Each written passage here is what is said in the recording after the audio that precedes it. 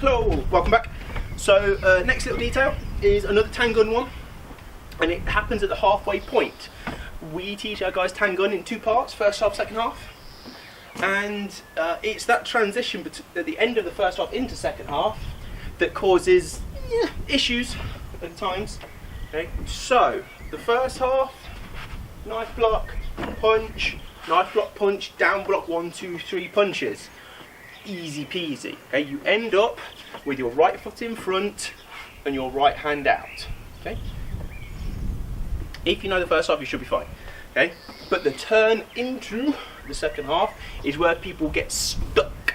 Okay, so unlike Chonji in the beginning bit of Tangun, when it's your front foot that moves to turn you around, okay, this is a new piece of footwork, okay, and it is your rear foot that goes a long way, okay. Because of the way, it's a bit of a weird one, because effectively your rear foot is turning 90 degrees, okay, and this is where it kind of stumps people when they sort of figure this out. Yeah, your back foot goes 90 degrees left, however the way you face has to turn 270 degrees all the way round. Yeah, it's a little step with a big turn of the chest. Okay, so some people try and go, oh, back foot, yeah, whoop, and then take it round the front so the body follows the foot.